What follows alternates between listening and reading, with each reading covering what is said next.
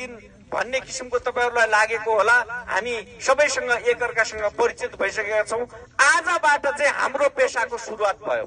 आज अन्तिम दिन होइन, बल्ल आज सुरु भयो। अब आजबाट हाम्रो तालिम सुरु भयो। हामीले त तपाईहरुलाई चाहिँ एउटा फाउन्डेसन, एउटा जग मात्रै हालेको हो।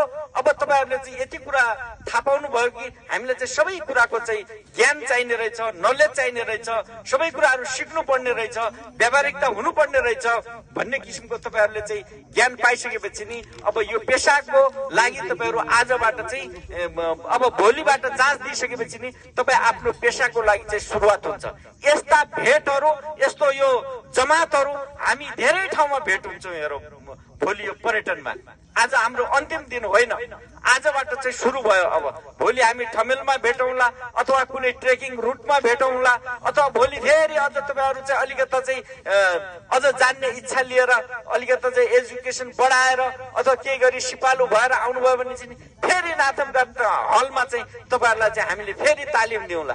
अझ सिक्दै जानुभयो भने चाहिँ भोलिको सन्ततिहरूलाई तपाईले ट्रेनिङ दिनुपर्ने हुन्छ।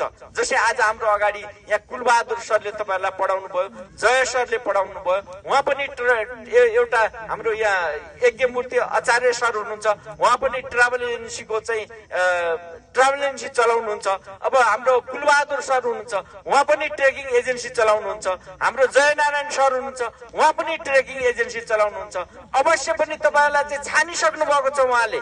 यो केटाहरु चाहिँ मैले काम लाउन सक्छु। उहाँलाई चाहिँ म भोलिको दिनमा ट्रेकिङमा म ट्रेकिङ गाइड भएर उहाँलाई चाहिँ एउटा ट्रेकिङ गाइड मेरो भनेर उहाँले छानिसक्नु भएको छ मनमनै। यसले चाहिँ गरेर खान सक्छ भन्ने किसिमको